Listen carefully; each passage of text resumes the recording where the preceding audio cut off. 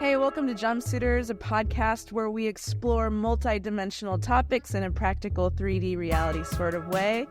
My name's Nicole Ayres, and I've got my buddy Mitch here, and we're planning on talking about telepathy. Hey, Mitch. Hey there, how's it going? Pretty good.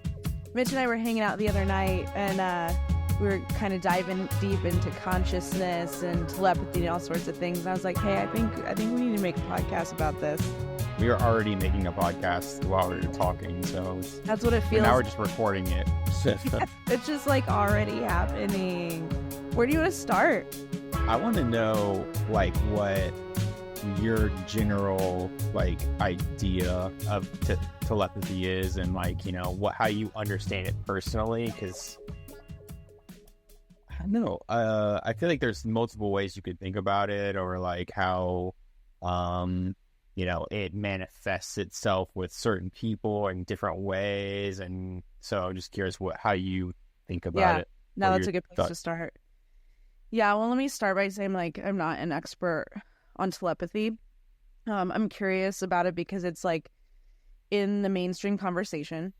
And I've actually experienced it twice this year that I'm aware of. And it really just kind of blew my mind wide open. And I can share those experiences with you. But to answer the question, like how I understand it, I think before I experienced it, I would have thought maybe it was similar to intuition. Like, I think I would have been confused, like when I'm reading body language or getting a gut feeling. I'm a very intuitive person, that like maybe telepathy is kind of like that, but maybe a little stronger. Yeah. Or maybe I would have thought before there was like clairaudience or something, where it's just like you hear something. And maybe it is kind of like those things, but I'll share one story. The other one's a little longer, but I last year I started ketamine treatments, and during one of my ketamine sessions, I'm just like going for it in the very intro. Yeah, go for it. One of my ketamine journeys, all of a sudden there's like this praying mantis in front of me. And it's very close, so its head's pretty big. It's like maybe just 6 inches from my face or something. And it communicated to me without words very clearly. It told my brain, shut up. And then it talked to my heart, and it said, communicate with this. And then there was like this light beam, like a channel that connected me to it. And for one of the first times in my life, like my brain was completely shut off in silence. And there was just this like energetic connection. It was feeling, it was sensation, and it was like a download. And so what I would say is, like, to me now, after having that experience, telepathy feels more like a download of a ton of information all at once that your mind can't comprehend and your words can't quite articulate. Yeah. Very interesting.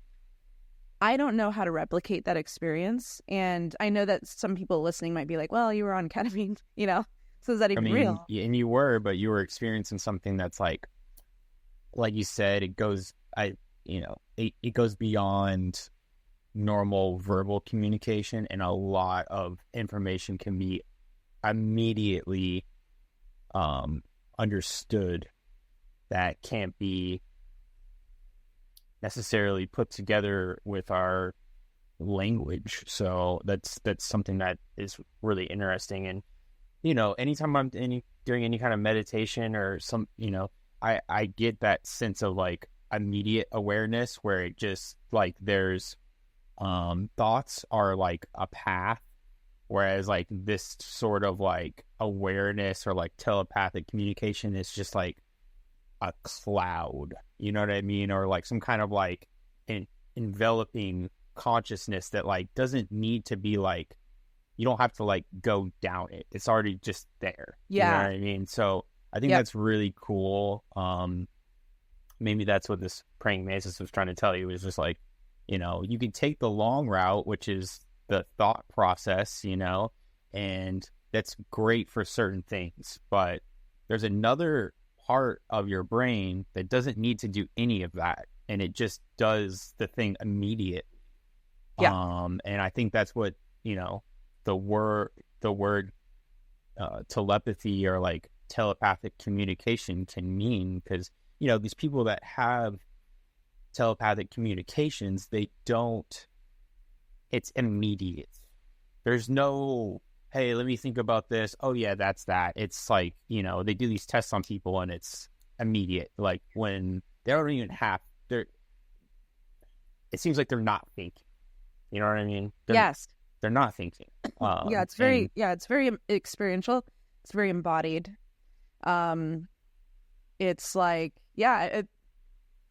remote viewing can almost be a part of it. Like you're seeing through someone else's eyes. And that's my other story is, you know, my wife, Ashley, on her birthday, the night before her birthday, we'd rented this like really cool Airstream outside of Nashville just to like get away. And we're sitting at the table inside of the Airstream, and we had been working through, for the past couple of weeks, we'd been working through this, like, I wouldn't call it a fight, but it was like a misalignment or a misunderstanding around me doing ketamine. And I think Ashley fundamentally was like, I don't know. I don't love drugs. I feel like people use drugs to escape. And I'm like, I totally see that.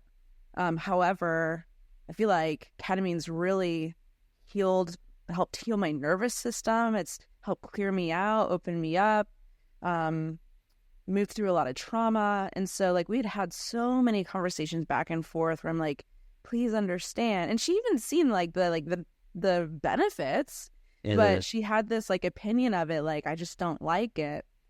And so we're sitting at this table, and all of a sudden she's looking at me, her jaw drops, and it looks like she had seen a ghost. And I'm like, what's up? What's going on? And she's like, I completely get why you're doing ketamine.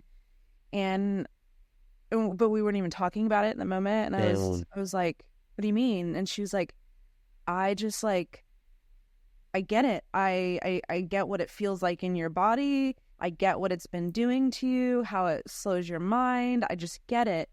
And I was like, empathy, are you experiencing empathy right now? Like, what is happening? Yeah. And she was like, no, I saw myself sitting across the table from you out of your eyes. Like, I literally saw myself. Yes. And I was like, what? Wait, like, what? And she's like, I think I was in your consciousness. Like, I was like in your consciousness for like 6 seconds. And I'm like, I'm not comprehending, right? And she's like, no, Nicole, I was like literally seeing myself out of your eyes for 6 seconds. And when I was in your body or your consciousness, I got a download of what your brain is like before ketamine and after ketamine, and what your body feels like before ketamine and after ketamine. She's like, I just experienced it all so fast. And now I know. And I'm so sorry I didn't understand. And you have my full support.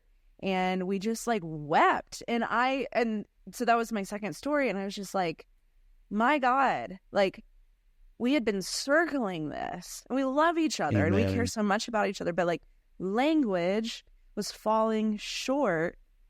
And until she had that embodied experiential blending of consciousness experience with me, we just didn't know how to get there. And after that moment, I'm just like, my God, as human beings, if we can really do this and do this more often and evolve and ascend or whatever to this state of being all the time with one another, all of the things that occur in our world, all of the misunderstandings and the conflict and, you know, the war, like all of the things, like, I feel like can change.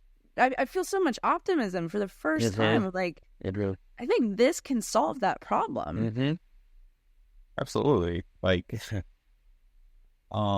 because there's a visceral awareness of somebody else's situation. You know what I mean? Like, the materialistic world and our normal states of being don't have access to that kind of empathy where not only do you like think about what like somebody can tell you about their situation and you kind of understand it intellectually, but until you have like that kind of like what you're talking about, like a telepathic or like higher empathetic situation happen, it's hard to understand it on that level intellectually. You know what I mean? Yeah, like empathy is an interesting word, right? Because I feel like it's a step beyond empathy.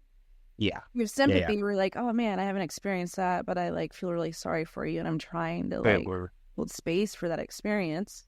Then you have empathy where you're like, dude, me too. I completely get it. Like I've been there before.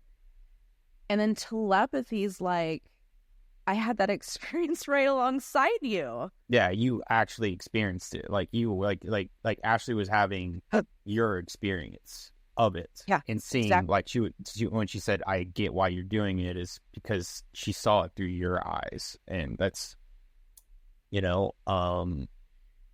don't know how to generate that. I mean, like if we're talking about a wide scale like movement of like helping humanity relate to each other in a very like visceral way that you're experiencing somebody else's experience, not just like them telling you about it, but like experiencing somebody else's experience, which can happen, I think, more commonly in like dreams or like I don't know, just subconsciously. With most normal people, this happens subconsciously, but when we're talking about telepathy, it's happening consciously. You're conscious, like you're experiencing something that you're aware of that is beyond your normal state of being. And so yeah, I feel like that would be a breakthrough for sure, is like trying to figure out like how to, because it seems to happen randomly. And unless you're like one of these like autistic people that have this radio frequency thing happening with the rest of the world, unless you're that type of person, like you have it like kind of intermittently and very like spontaneously without your control. So like figuring out how to like bring that state on would be really, really useful. I mean, I don't know if the like world governments would be too, I don't know, we'd have to like it would completely eradicate kind of like our status quo, because at that point there's no really reason to have states or countries or boundaries. It's like because we're not separated by ideology anymore. The ideology is an empathetic awareness of everybody's state of being, and that's radical and could change the world, but we have to work towards that. And science, I don't know, a lot of people, this is scary to a lot of people, because we have a traditional viewpoint of like how religions work, or like what God is, or like what humans are, and like this type of thing is kind of woo-woo to people, but I don't think it is. I feel like it's very scientific. I think it's very clearly demonstrated in certain people, and obviously there's science, there's tests that have been done over and over and over again to these people. Yep, they know how to read minds. Yep, they do it over and over again, 100% accuracy. That is hard data. well, but governments know this, right? Like, oh yeah, there's been experience. CIA papers where they're talking about remote viewing and all these like gifted programs that we grew up with. Like, arguably, there's the conspiracy, which I believe. We're like looking for people who have these psychic, neurodivergent, whatever you want to call it, gifts to be groomed by the government. That I don't think the problem is like they don't believe it. The people in power in these systems don't believe it. It's that they want to control it, and sure, they want to own it, and they want to use it to their advantage to maintain or suppress it. Yeah. There you like go. they want to know as much about it as possible so that they know how to like divert people from doing this, which it seems counterintuitive to me because like our world, like not only would like I just feel like our whole commerce and economy would be better. Like everything would be better. Like why wouldn't it be? You know what I mean? Like I don't know, like the control part of our brains as far as like the power system goes seems to be constraining more so than elevating things. Like why wouldn't that be better for like the world and the world economy? I just don't, you know what I mean? Like the control thing, obviously it's about the haves and have-nots, but I wonder, I'm just an open-minded person, like would it not be a step up to just accept that people can do this kind of thing and that we can like, you know, appreciate each other? I don't know, it's just so basic, but like right. Well, and I think you mentioned religion earlier. You know, there are some religious systems that I think would have create space for this idea, maybe even practice it. You know, I live in the United States. Christianity's the main religion here, and I spent many years of my life deeply involved in that system. I was a full-time minister for 2 years of my life. Went to church way longer than that. I am an ordained minister. I have a card. I can marry you right now. Been there, done that. Yeah. Already married.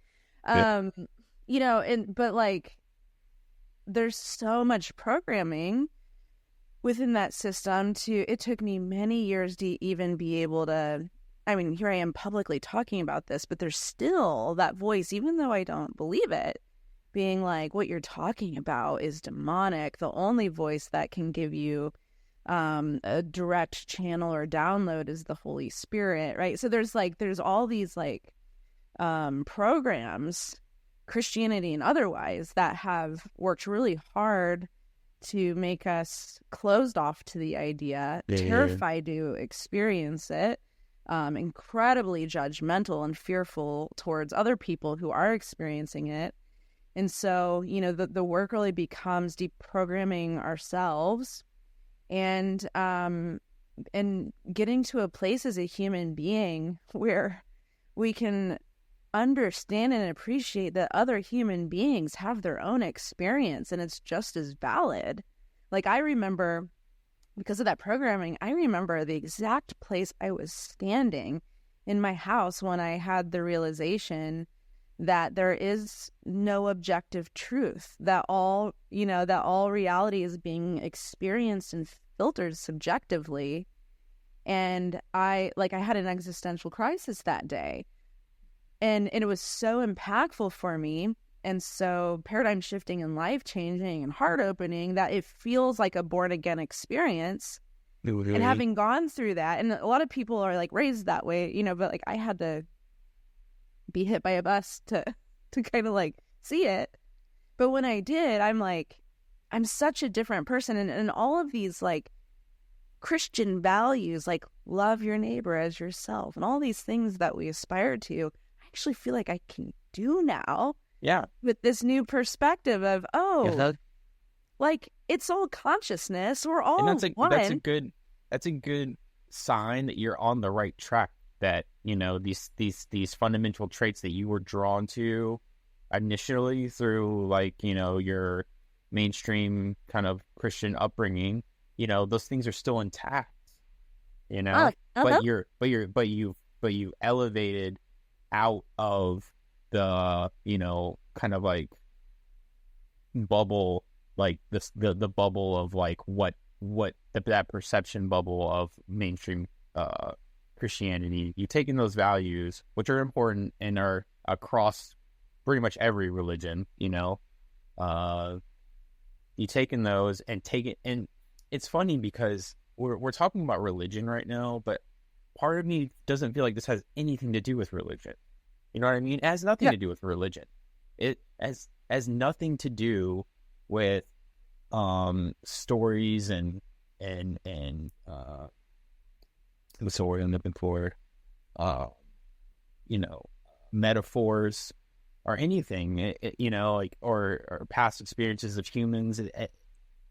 It's just about perceptional awareness of your mental state and others' mental state. And that has nothing to do. Sure, yeah, it is part of nature. You could call that God or the universe or whatever, but like, it's a natural phenomenon. And so in that way, yes, it's spiritual and it's natural, but it has nothing to do with the kind of systems that humans have made. It's beyond all that. It's eternal, and you could fit it into a box of like a spiritual practice, or like a religious practice, because you know, because it is something that is, you know, universal. It can be put into a box, but it's outside of that box. You know, it contains that box, but it's like, I don't know. I just see it as something it's science and religion, and it's everything. It's all those things in one. There's a scientific part of it, and there's a religious, quote unquote, religious or like spiritual side of it. But at the end of the day, it's a natural phenomenon. Yeah, you know? right.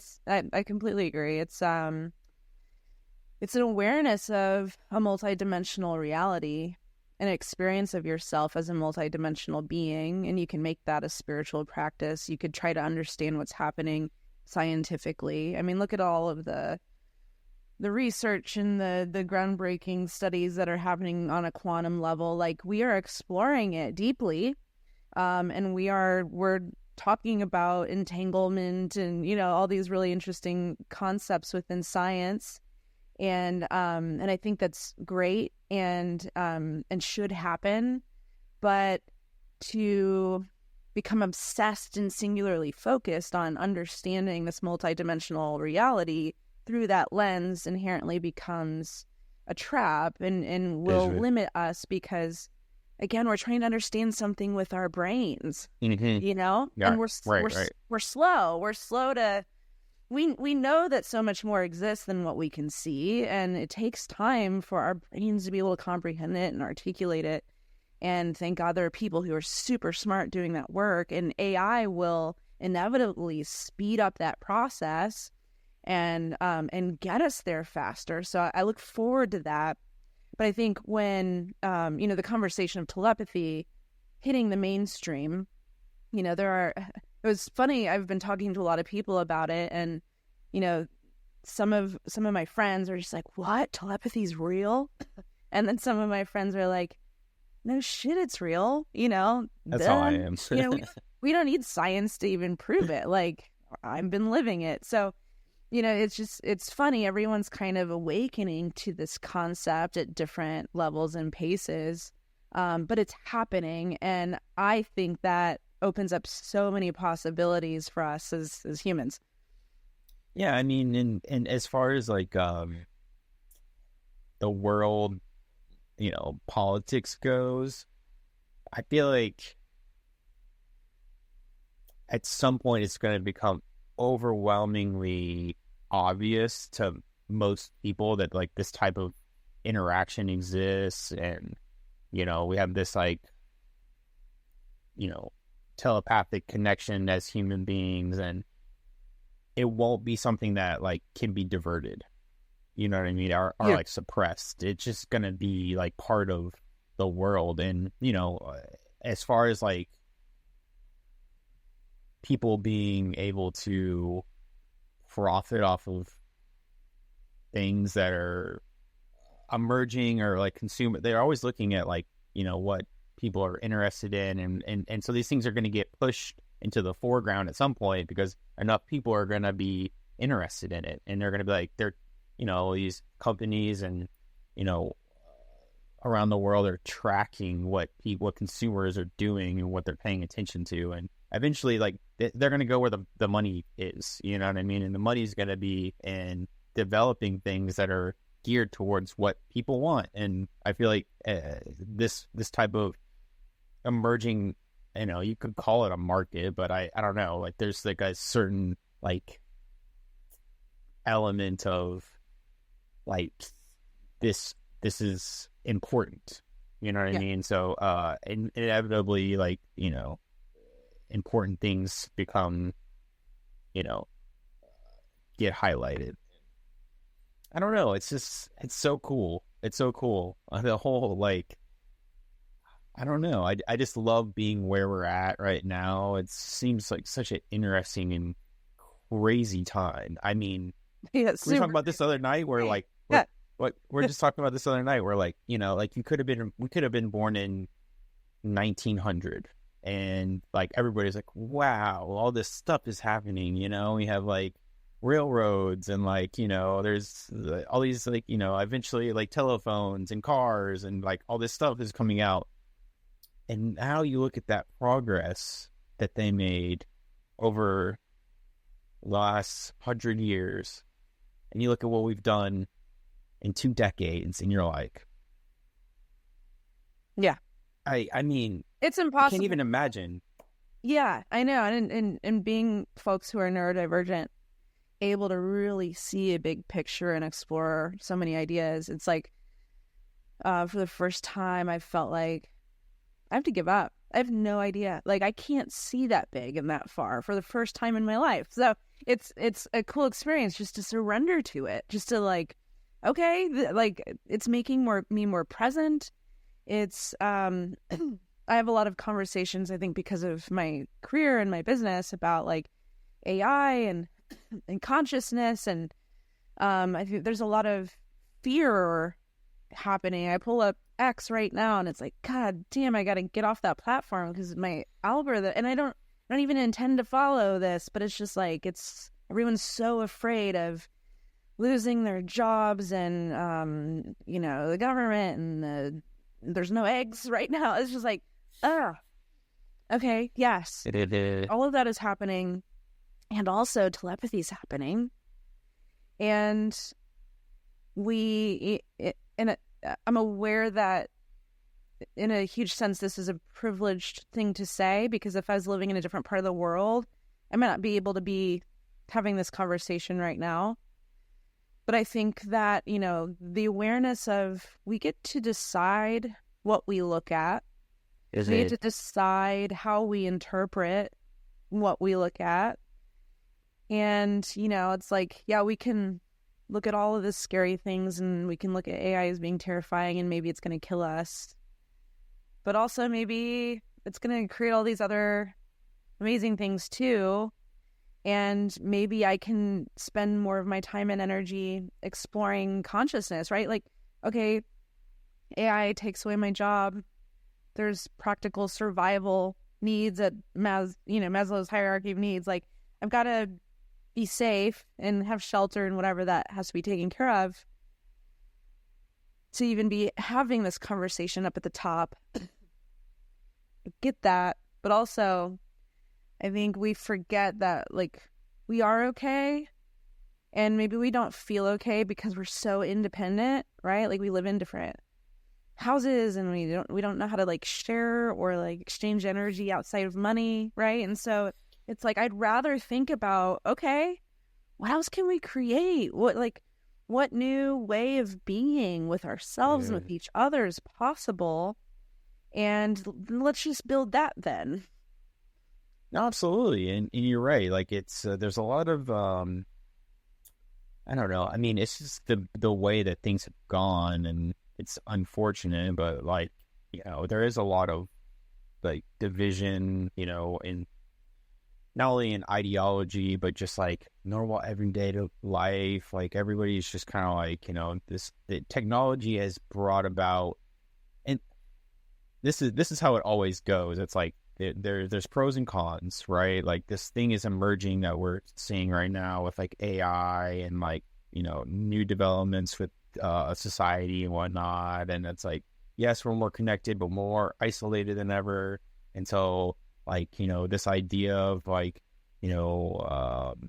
telepathic communication can bring people, I don't know, like maybe there's like, eventually, like maybe we're doing this little diversion thing because this thing is new and nobody knows really how to relate to it. Then also, at some point it's going to like kind of like converge back into like, because people inevitably we have,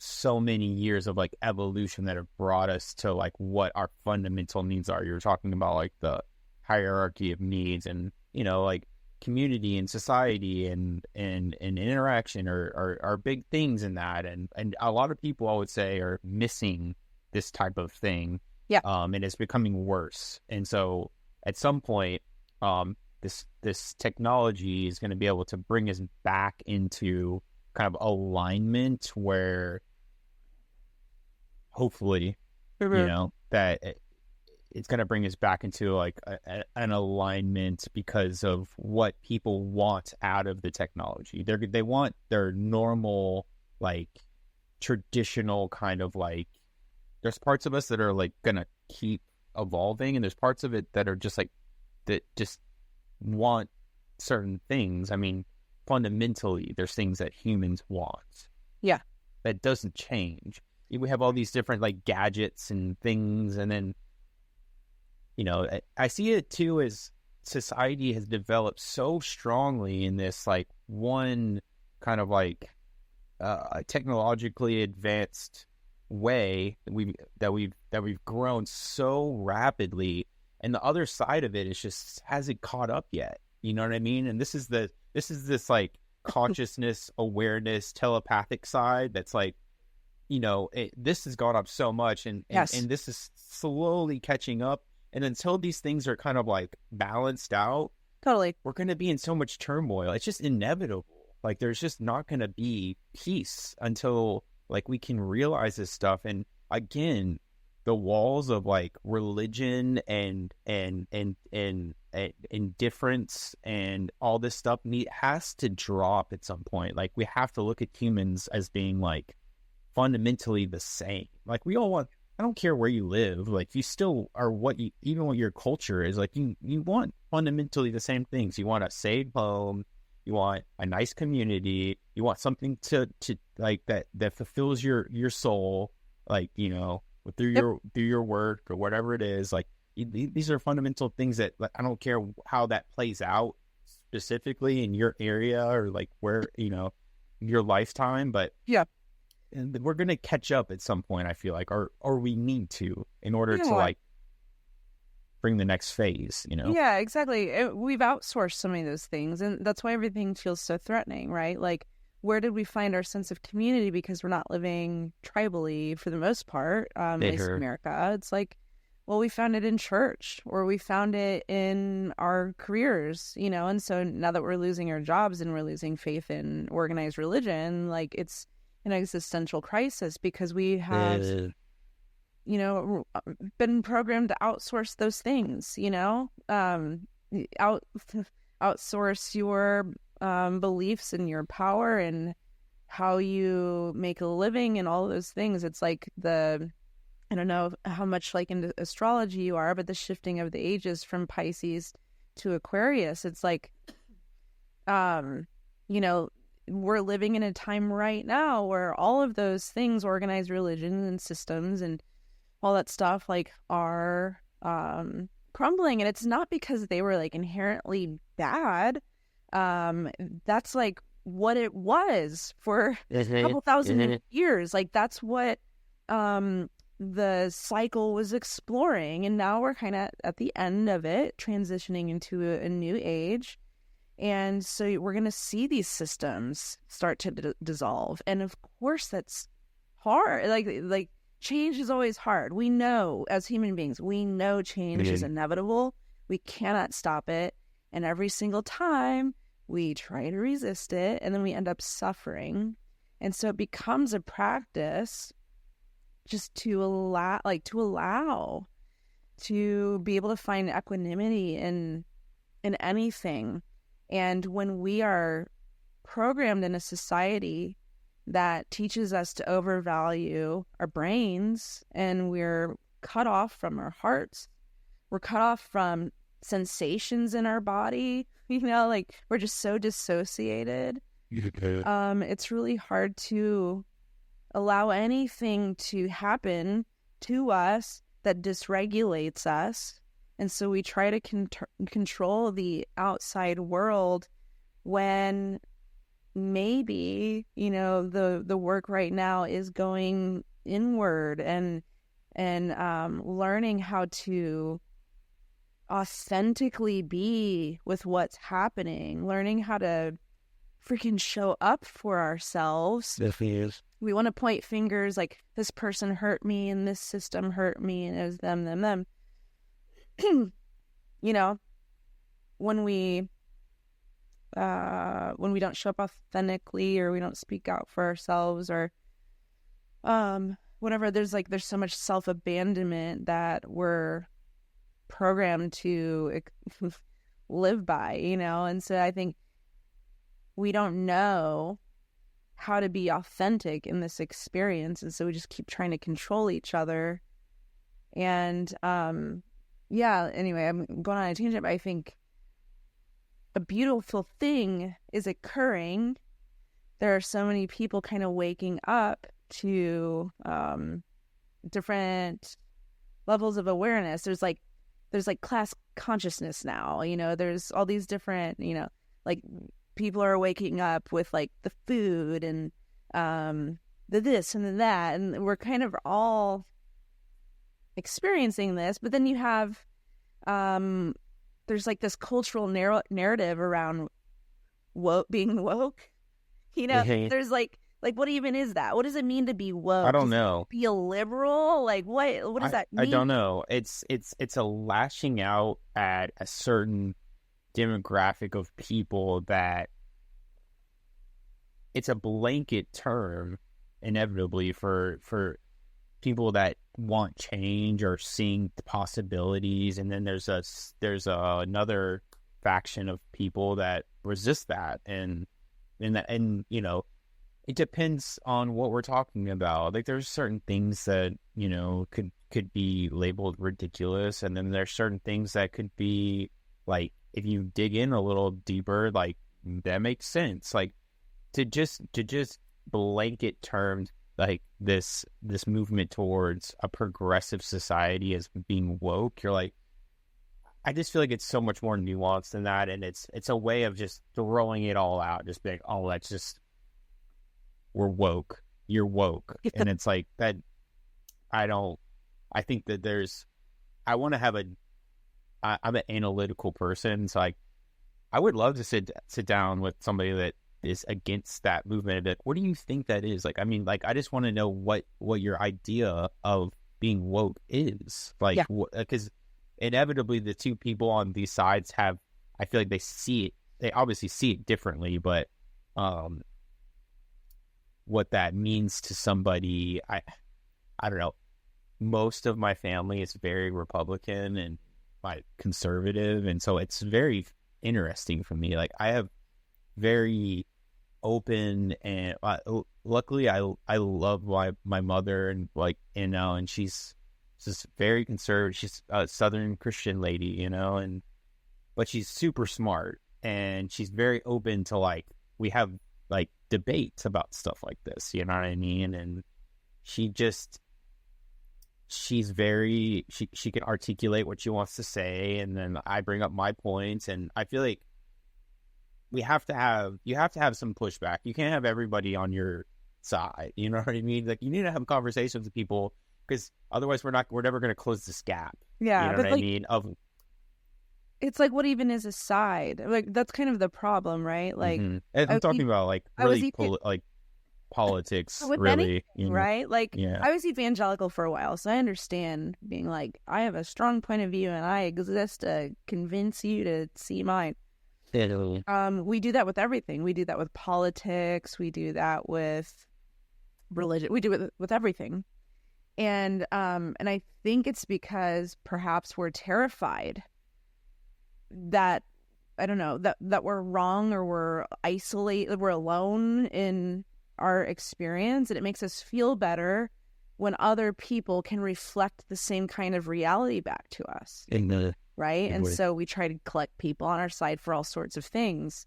And I think, you know, at least for me, what I'm experiencing is this like, okay, can I get curious about someone else's perspective and current experience of reality, understanding it's probably going to be very different from mine?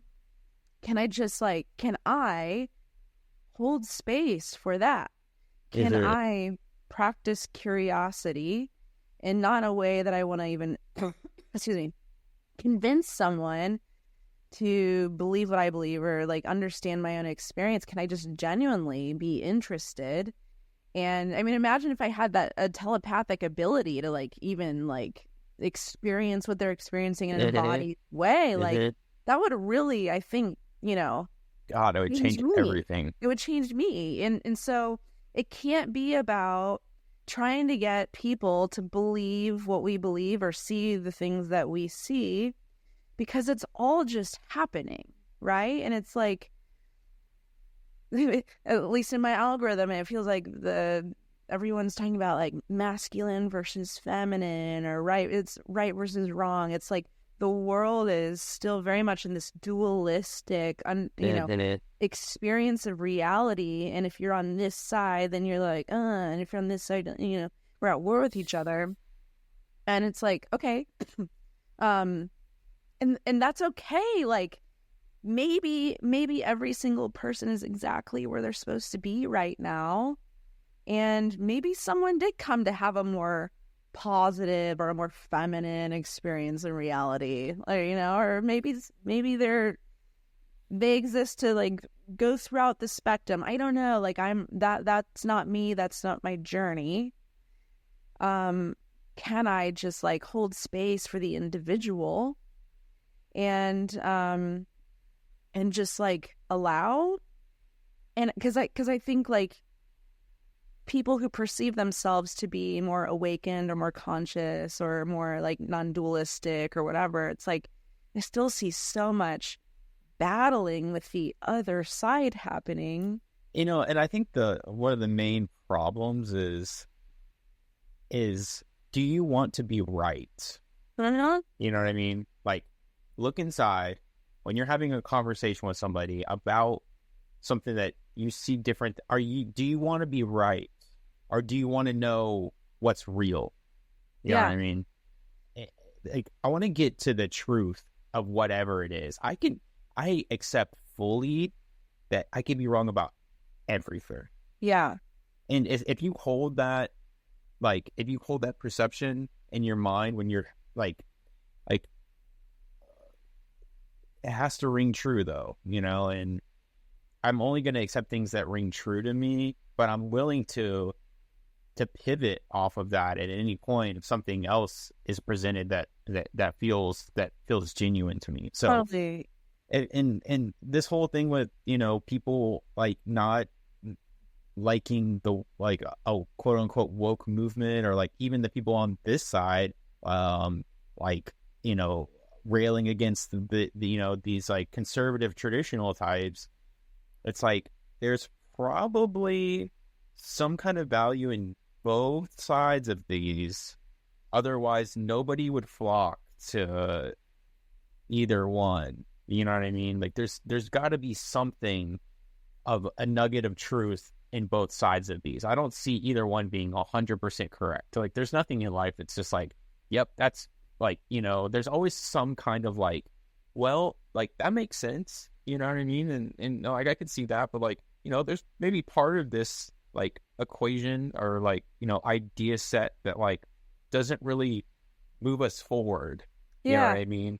And as long as we're trying to move forward and pick something, stick to things that help us move forward and be more accepting and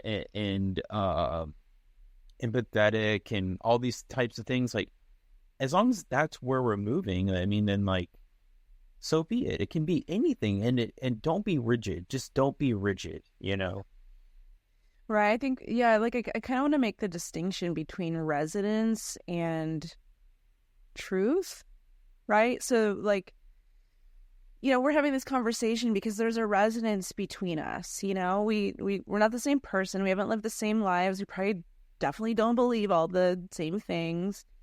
but there's like, because there's a resonance, there's an ability to just kind of hop into a conversation, explore it without feeling defensive or whatever, you know?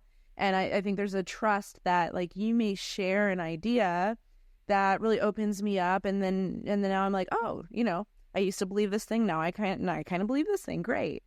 But we're also, what, like, as far as resonance go, we're also similar people that like we believe things because we're like, oh, that seems really true and resonant, but we don't hold on to them, and we know that we may believe something new tomorrow, right? And that's why we resonate with each other and less with people who hold on to beliefs like this is the only one that's true and you must think what that is, right? So there's a resonance, but like resonance is different than like, I don't know, like the pursuit of truth. You mentioned that earlier. It's like, well, what even is true? Like, what even is real? And that's what I'm kind of, you know, trying to question is like, I don't know that I believe at this point in time that there is an objective truth. So I'm curious, like when you say your pursuit of what's real or what's true, like what is that experience like for you? Do you know what I'm saying? Because it's like does that even exist, or is it just help me understand how you're perceiving and existing or like experiencing reality as your truth? You're saying is there an objective? Yeah, kind of like when you say like you want to understand what's true, even in a dialogue with someone else. Like, are you trying to find an objective truth, or are you trying to find a subjective truth? I'm just trying to find out what part of somebody's ideology fits reality. You know what I mean? Who decides what reality is? Or how would you define reality? I guess I would define reality as experience, which is subjective. You know what I mean? And so, like if somebody has a stigma against something, you know, they've had a bad experience with, like, let's say we're talking about somebody that's against immigration. Okay. You know what I mean?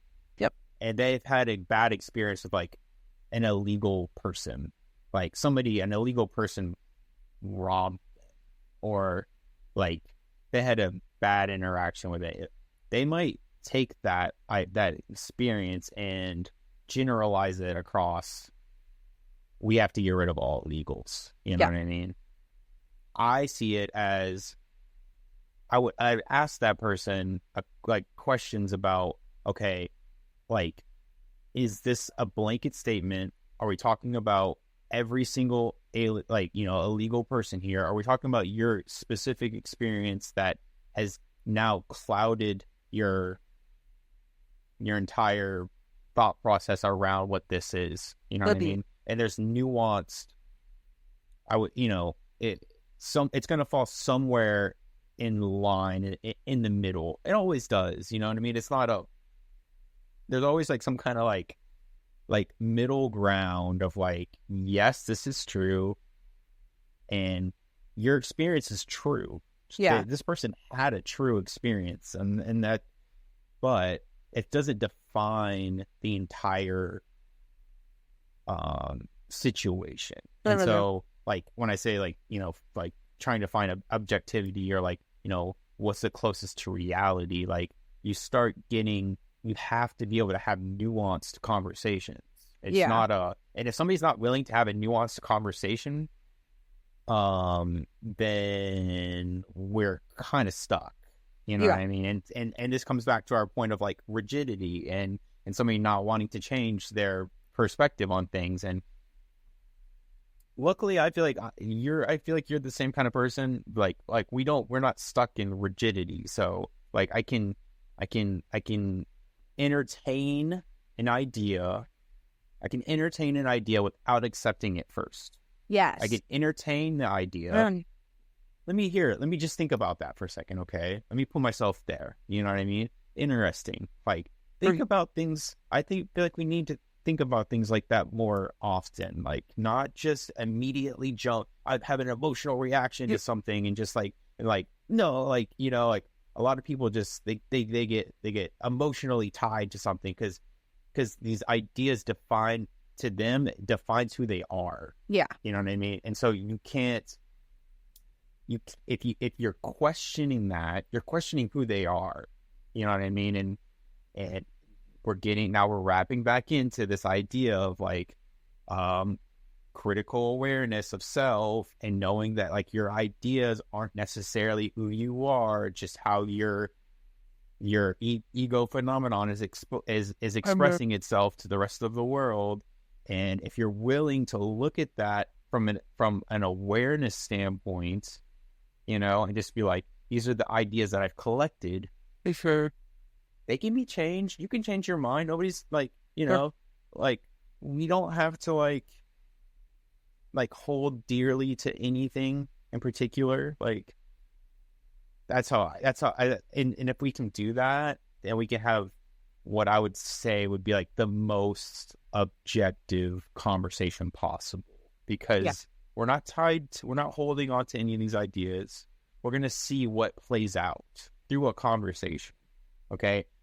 Emotionally uninvolved, just looking at things as they are and how we've experienced it. That's it. And if, you know, like, yeah, and it might not solve anything. We might come to the fundamental understanding that like, this is my experience and this is yours. But having a just non-emotional conversation about what the different possibilities are, I feel like eases the tension of like, this, you're attacking me. Yeah. You know what I mean? You don't want to attack anybody. We're just having a conversation. And that's so hard for most people, you know, or like, at least about things that they're very passionate about. Like, you know, somebody's an evangelical and like, what is, you know, trying to talk to that type of person into an understanding of what like telepathy is, and also not violating their idea of like their religious beliefs, and be like, yeah, I would present it as like being like, this doesn't violate anything you believe. In fact, it can elevate it. You know, this is even more like, you know, proof that there's some kind of like higher intelligence or being or God or whatever you want to call it. Like this like ideas that are true are going to build on themselves. You know what I mean? Like, because there's a solid foundation, and then, you know, these other ideas can be strung into the different possibilities that move things forward. Yeah, that makes sense. And it's not even just like, can we understand that we are more than our ideas or our beliefs? It's like, that's like a head thing. It's like, can we understand that we are more than the feelings that we're having? They just kind of come in waves. Like, you're in a relationship, you know, like it happens all the time, unless now that I've been doing a lot of like personal work, but like, you know, something happens and Ashley perceives it one way and I perceive it another way. And we both have these like emotional chemical reactions, and we both like create a narrative around what that thing meant. And it never, ever goes anywhere when we come at each other like, this is what happened. No, this is what happened. Because what we're wanting to do is convince the other person that our reality is the right reality.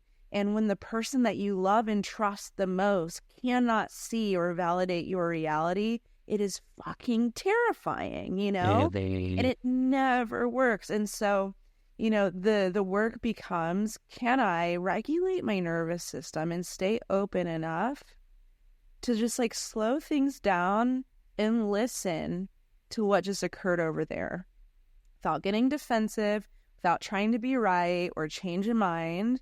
Can I just listen? And then that's when like empathy comes into play. I can totally see how you're out there. That would hurt. You know? And gosh, to be able to like offer that to someone else, your partner. Like, what a gift. And then what a gift even more to have that like done back to you.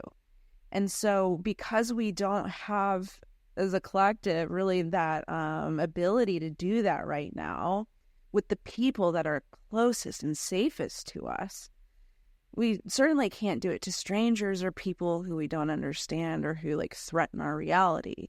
So, you know, like authentic relating, you know, it's like start there, start learning that, practicing that, go to therapy, get tools, do somatic work to regulate your nervous system, whatever that looks like for you. It's like start there so you can do that in practice with your people, and it will expand outwards.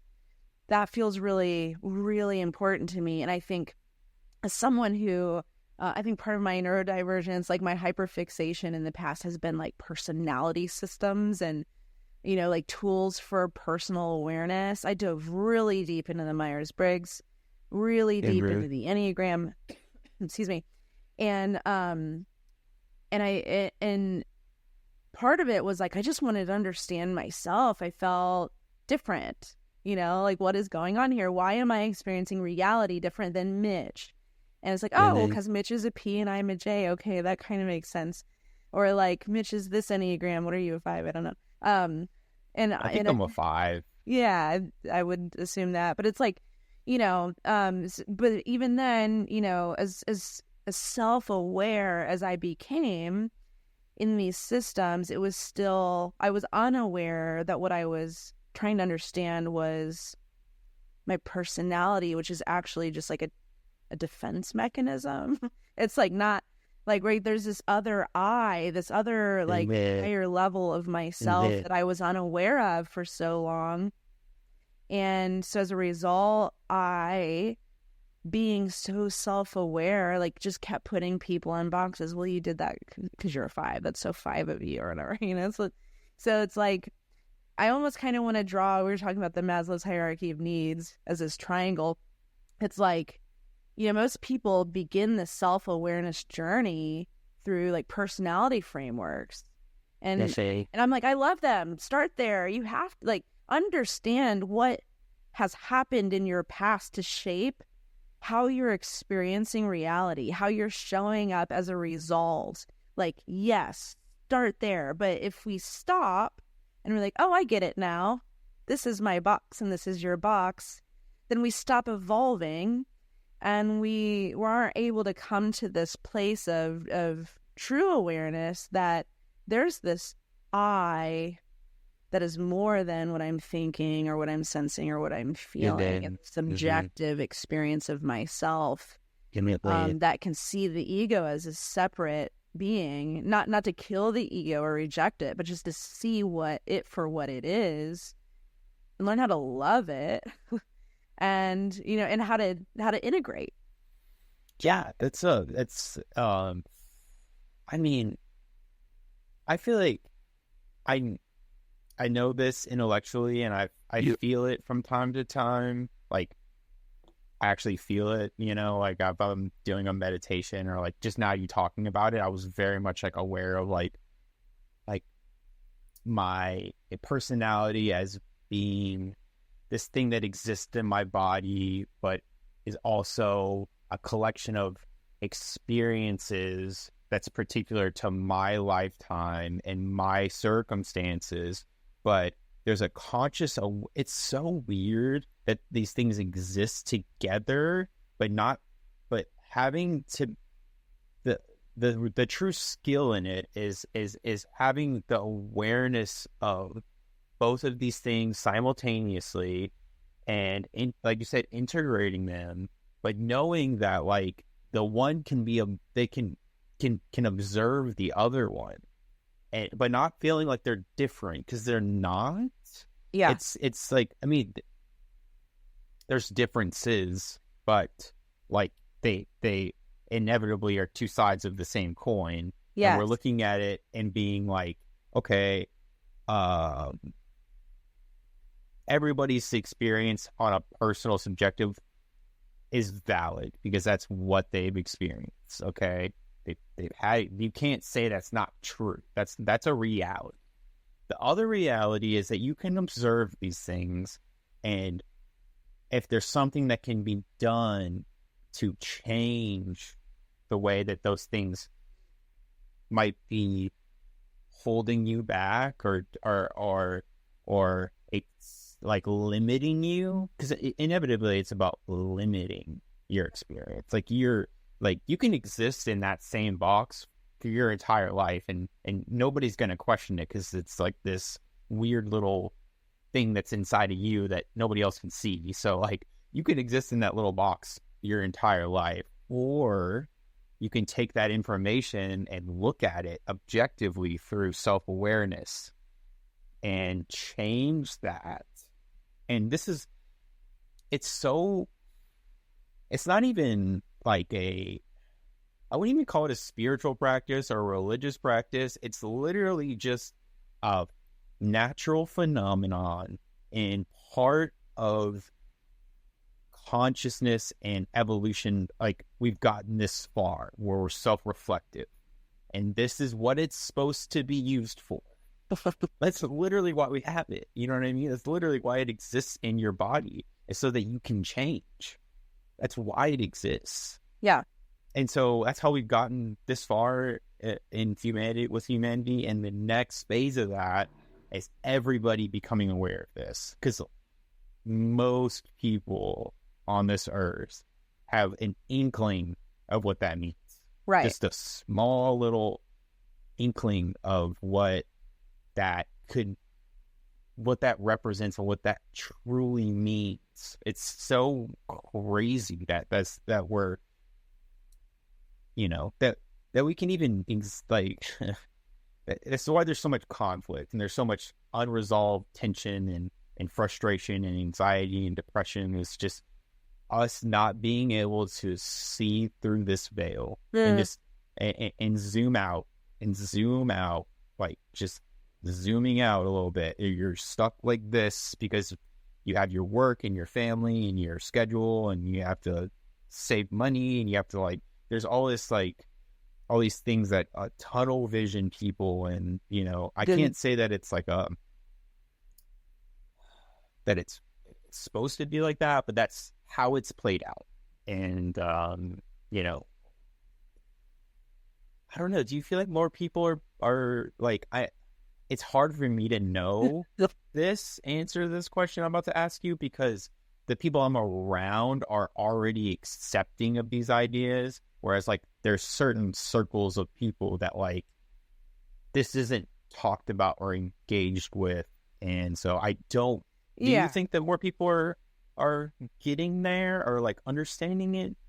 Yeah, I do. And I also agree that I am resonating with people who are already there as well. So our reality may be skewed a bit, but no, I mean, you can kind of know by looking at social media and like trying to keep a pulse on the collective conversations that are happening, which indicate, some things that I'm observing are there's no common agreement about what consciousness is. That's clear. We're exploring it from many different angles. I perceive that most humans would be aware enough that consciousness at a fundamental level means that you can realize that you're here and that you exist, and some people like that idea enough of consciousness is terrifying enough to some people to cause them to stop thinking about it. Right? That can be a scary sensation in the body when you have that moment where you're like, oh my God, I'm fucking real. Like, oh my God, I am. I've had like a panic attack over that before. Yes. I think I would suspect that most people have an awareness of consciousness to that degree where they've had those experiences throughout their life. And some people really want to explore that, and some people shut it down. And the people who are really exploring it come at it from different angles. They're exploring it scientifically. Like, does consciousness happen when you're like under anesthesia? So like we're exploring it in all these different ways. And so there's no common like agreement or understanding of what it is. You have people who are, doing psychedelics and breath work and all these different modality practices to be able to explore it and expand it. And but I would say that the reason that I think it is becoming, as humans, we are becoming more aware and growing in consciousness, is because of honestly, like what's mainstream. Turn on the news, I may see now on CNN some sort of media about, aliens being in the sky. What are these drones in New Jersey? So it's like, and then I click onto the number one podcast in the world, or in America, which is Joe Rogan, who's been exploring all sorts of out there ideas. And, then you have all these people. It's the number one, like Joe Rogan's podcast was so powerful, it arguably shifted our election, right? So you have a lot of people. Honestly, I feel like he gets a bad rap. I don't know. Like, I feel like a lot of people, I follow some people and they're like, oh, fuck Joe Rogan. And I'm like, but why? Like, I mean, you might not agree with everything he says, but the conversations that he holds with the type of people that he's holding these conversations with, and the amount of people that he's reaching, talking about it's okay to be a bro, okay? It's also cool to be really fucking smart. You know what I mean? So, like, I think it's, I mean, there's certain things that he says that I'm like, I don't agree with that, but yeah.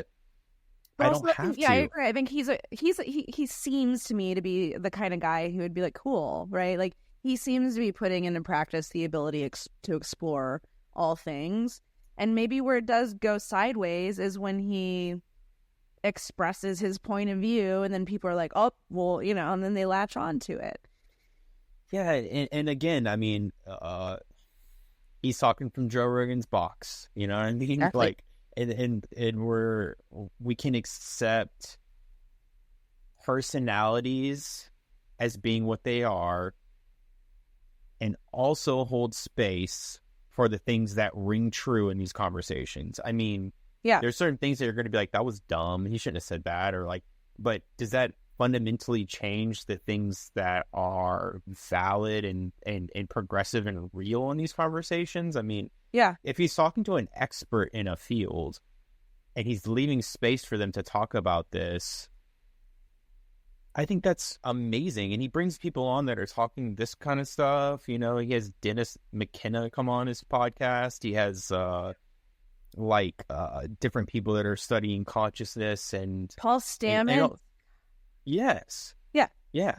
Well, yeah, I mean, I think because he has this big platform and so many people are listening to him, and there's like this pressure to put on people like that. Well, you need to be accountable with the things that you talk about and the things that you say, and because of influence. Yeah, maybe. But also, like, can anyone with a platform not be free enough to show up authentically and explore an idea, or like put out, this is my perspective or point of view right now? Why can't we let people do that? Why are we unable as a human race to hold space for that and realize that, like, our reaction to someone else sharing their point of view is like our responsibility? Like, we don't know how to be accountable to ourselves, because again, we're like looking out there for what's real or what I should believe, or and so I think once more people do the work of being able to be like, this is my perspective, this is my experience right now, and it may change, then you have more capacity to allow someone else to explore an idea or show up authentically with where they're at. We just don't have, and change their mind too. Change your mind, like, and be wrong. Be okay with being wrong. Like, so many people are just like so not accepting of being wrong, and I think being wrong is like one of the best things that can happen to you. Like, just be wrong about shit and be okay with being and realize, just change it. You know what I mean? I mean, I say just change it, but like, I mean, sometimes the thing that you need to change is like a fundamental part of that's been there for a long time, and it's going to take some real work to get it out, but it's okay. Like, Yeah. it might take you a long time. That's fine, but you are aware of it. And, yeah, I think, inevitably these things are becoming more mainstream, and we're going to have more, awareness around these topics. Okay, I want to bring up some couple of things real quick. Kind of change it. I want to get back to like our fundamental conversation here, which was like about telepathic experiences. And I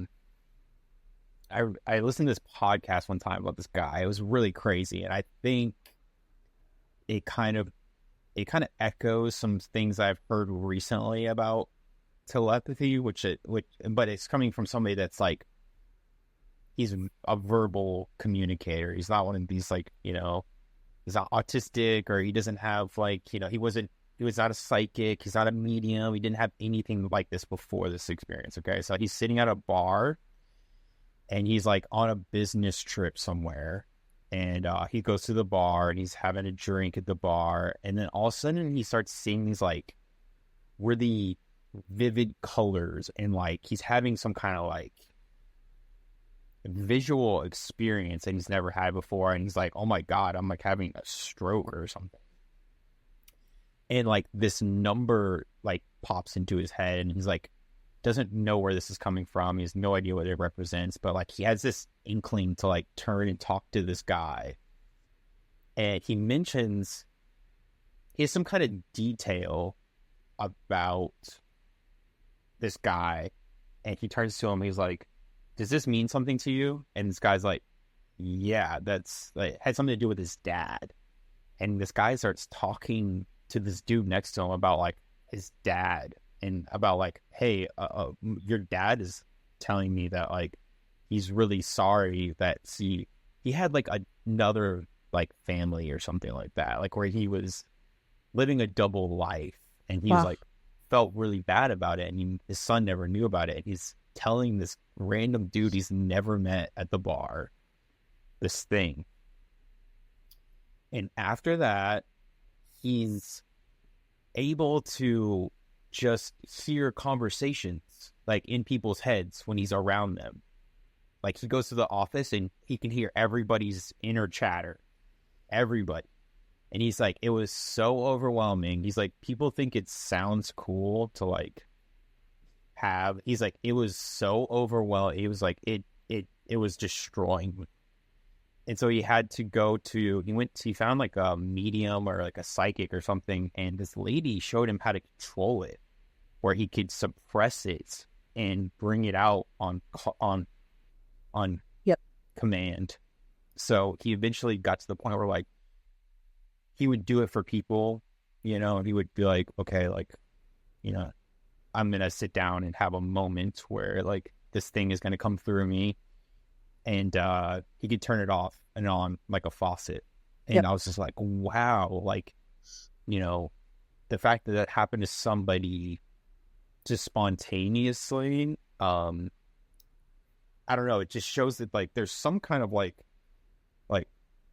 realm that's existing all the time. Some people are tapped into it, it's a I don't want to call it a higher dimension, but it's a dimension that exists around us that like your brain is filtering out on normal consciousness level. And then sometimes it can break through, or some people are just broken through constantly. But it just exists like as a field of intelligence all the time. And it's just pretty cool. And people have different, I don't know, words or labels for what that field of intelligence is. It's like, is it a certain dimension? Is it the Akashic records? Is it the hill? Like, where are we going? Or like, what's coming to us when that's happening? I had a lot of experiences like that when I was in ministry. Admittedly, I was involved in a charismatic ministry, and I went to a Pentecostal church, which is just like the kind of Christianity that's inherently more open, experiencing prophecy and tongues and that sort of thing. And so I have a number of stories where I got downloads like that for strangers. And I remember I was at McDonald's once, and I was journaling, drinking a McDonald's Coke. And it hits different, that Coke. I know. And screw coffee shops. I had one. I just went for McDonald's.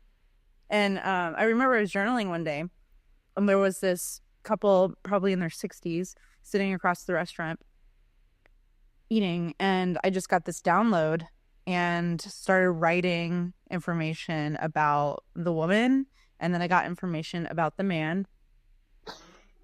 Excuse me. And I remember like, oh, that was a weird experience. And then I felt this, I don't know, pull to actually go share it to them. And then my ego started resisting. I'm like, no, that's weird. What if I'm wrong? And anyway, I end up grabbing my journal and walking up to the table, and this woman turns to me and she goes, I wondered when you were coming. Sit. What? And yeah, and so I sit down. Are you serious? Swear to God. I sit down with this couple and I say, hey, this may sound weird, but I was over there journaling and I feel like I got something to share with you. Are you open to this? They both say yes. And so I just read verbatim what I had written. And it was something around the lines of, like, I saw the woman as being, I was very, again, Christian, this lion energy, really intense, really take charge. And I was writing around that. And then the man being this lamb energy, and I was writing around that with some specific things. And the woman goes, young lady, you hear from the Lord. And she digs in her purse and pulls out this business card. And it says Prophetess Patty Puckett. That was her name. She's from Indiana. And, that name. And I had said some. Oh, I had seen some specific visions of her, like, involved in healing.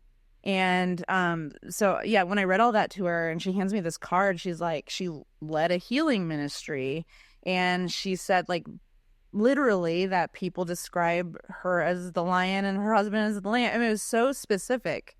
And I have many stories of that from that period in time.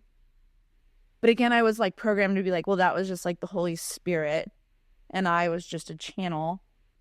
And now though, when I have those experiences, and I've kind of grown beyond that organized religion, it's like still happening. And so then it's like there's this desire to label it like, well, am I psychic or whatever? You know, so it's like still, it's like, well, who is that, and how do I put it in a box to understand it? Yeah, where? And so and I'm just trying to like not do that. I'm just trying to stay open and be like, I don't know what it is. I don't even know that I have to figure it out. It is. You don't have to put a label on it. Yeah, you know? It is just happening. And I think if we can just understand that things like that feel metaphysical, supernatural, whatever, are happening, and we don't have to like understand, we can just be like, oh, I'm curious what that experience was like. Oh, wow. Like, experience the sense of like awe and not have to like worship anyone or anything, and just be like, wow, isn't it so cool that we exist and this is happening? Then I think it leaves a lot of room for more people to be willing to have those experiences, or willing to share them and talk about them. Like, I wouldn't have been able to like make this podcast and have this conversation and put it out on the internet when I was like still in the system and had like worked for certain employers and around certain groups of people. Like, that would have felt really impossible to me back then. But I've spent so many years deconstructing and getting out of that and building my own business and the people around me. That's like, I have an infrastructure now that allows me to feel safe to show up authentically. And here I am doing it. And the reason that I'm like doing it is because I can, and I have to, because I can. And I want more people to have that experience. Literally why we just created the Patreon, not to plug it, but like literally, like, here's one place of many places that exist in the world where like, just please feel free to explore. Like, let's practice holding space for people who want to have any sort of conversation and share anything that's happening to them. And maybe to your point, like that guy found a psychic who's like, I can help you know how to work with the boundaries and the energy and to cleanse when that happens and to turn it on and off. There's so many people who have been doing that work and learning that who can help make sense and provide certain modalities to support us in our collective awakening. Sorry, I'm on a tangent. I'm going to keep going a little further. No, it's all good. Whatever you want to say. And, you know, and I think a lot about like work. Another like hyperfixation that I've had is like jobs and work and that infrastructure. And it's like there's certain career paths that people have had that we've respected more, that we've valued more, and therefore paid more and whatnot. And when I look at the community of people who are psychics and mediums and energy workers and body workers and whatever, human design readers, it's like we historically have not considered those real careers or valued them enough that we pay them enough. And I have such mad respect. Like I kind of like, I'm feeling so emotional right now. Like I have such respect for people who have pursued those paths in a world and environment that did not understand and did not support and did not value. And they have ejected from the system for like, I mean, people have been doing it for 30, 40 years, or like their whole lives, following their own authenticity and going deep into themselves and high into these places, despite what you or me or other people think or how they understood. Like that commitment to authenticity and exploring their own reality, I have such respect for. And I'm like, I am so fired up, like literally anything that I can do to like help validate that reality and create like financial, and it's not even just financial, just any sort of energetic flow to it. The best part is like they don't need it, but like also, you know, I have so many friends in that space who just still kind of like struggle. Like they're I don't know how they got to the top of the triangle when it's like hard to pay their bills, but it like somehow it's happening. And they're not necessarily connected. You know what I mean? Like the economic, social like hierarchy isn't necessarily tied to like there's the value of that is not something that, you know, traditionally creates profits. Right. You know what I mean? Like it doesn't fuel more economic growth. So it fuels human growth and human evolution, which like we're talking about is going to become more and more important as this technological advances start, like I don't want to say slowing down, but like are so advanced that like the other side of this is going to be, there's going to be more attention cast upon it because of the need for it to catch up to where we're going. Because without like ethical or moral guideposts for this emerging technology, it can get really out of hand. I mean, and so like we're gonna have it's funny. I feel like it's kind of pushing us to look inward because it's good. Like we're getting into this idea of like how like we're gonna need people like that. You know what I mean? We're gonna need people that are the internal workers when this system becomes so abstract and so out of control and so advanced that we don't like morally and ethically, we're not going to know how to handle it. And everybody's going to have to we're going to have to take a step back and look at ourselves in order to like make this thing work for us. Cause it's going to become so overwhelming quickly. Like the exponential growth of this thing is unparalleled. So like there's gonna be some kind of work that has to be done like internally for humans on a grand scale in order for like, we're going to be like, hold on, this is getting so out of control, but like, how are we going to handle this? You know what I mean? And, Yep. and that's internal work, you know what I mean? And people like this that you're talking about, these healers and these energy workers, these types of people, I mean,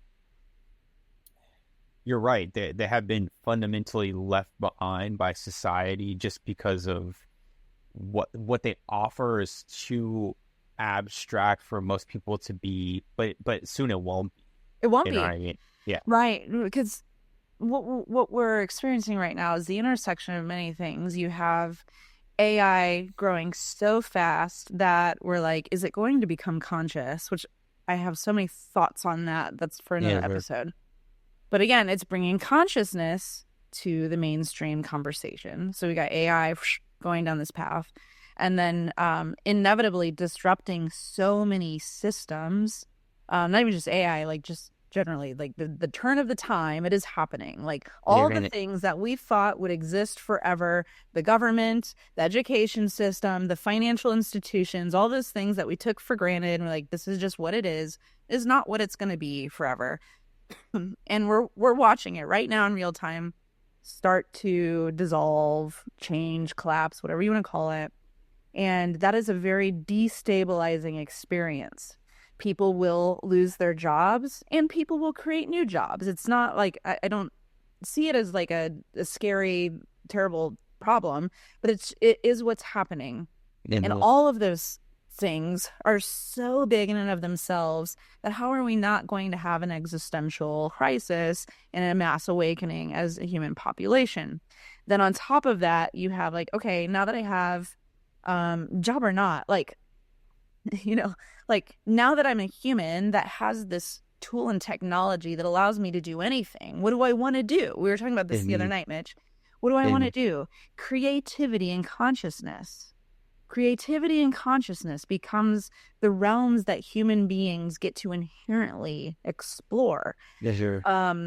Like, what does it mean to be a human? What are the human jobs now in the future, powered by AI or not? Like, what are those jobs? And it's like, I see, this is the way that I see it, is like a big swing from what we thought was like normal to a new normal, which are exploring consciousness. Like, if telepathy is real and people are experiencing it and I'm experiencing and we are experiencing it with each other, I mean, that's fucking better than any Netflix series that could be created, right? It's like, that's real, you know? And so, and like, what do I do now that I'm in my body again, and I'm like, my heart's open and I'm connected and I'm sensing things and I'm not dissociated. Like, how do I work with this energy? Like, I'm going to start going to people like we've discussed and being like, help. That's what I've been doing for the past year with my therapist, who's a psychedelic therapist and a somatic therapist. And I'm like, what is happening? And, you know, there's so many like practitioners still in the system who are not prepared for a spiritual awakening. They don't know how to answer that question. I remember I had a therapist who was amazing.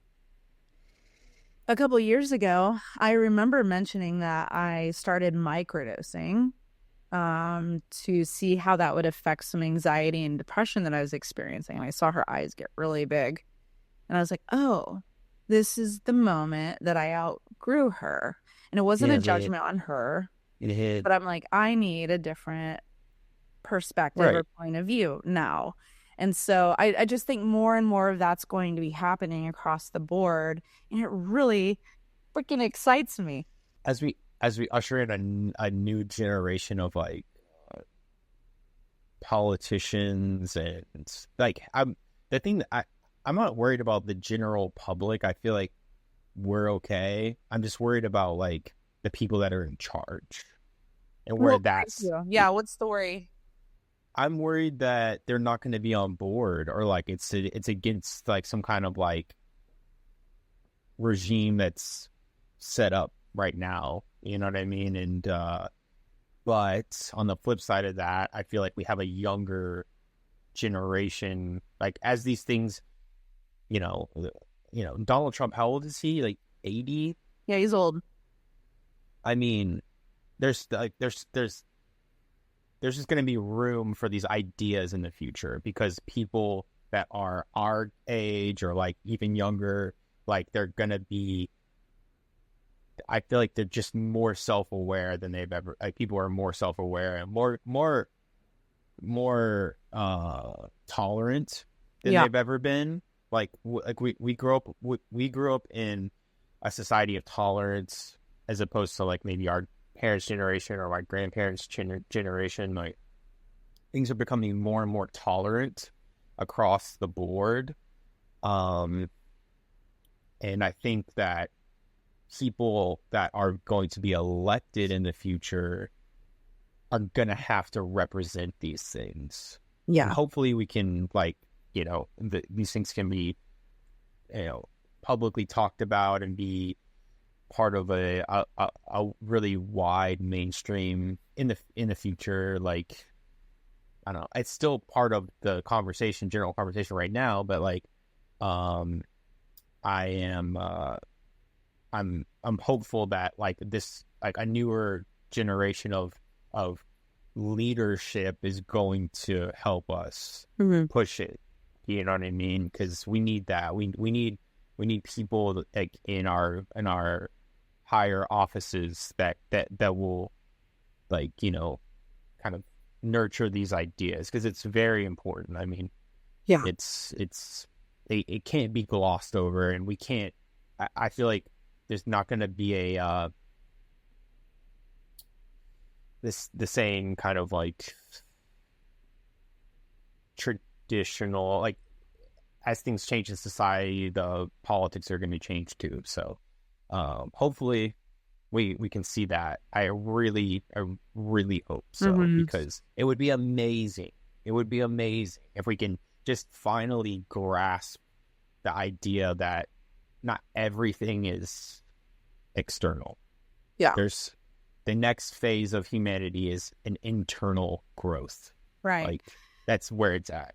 Yeah, I certainly understand the worry, and I think there's a couple things we can look at to try to anticipate what's on the other side of things.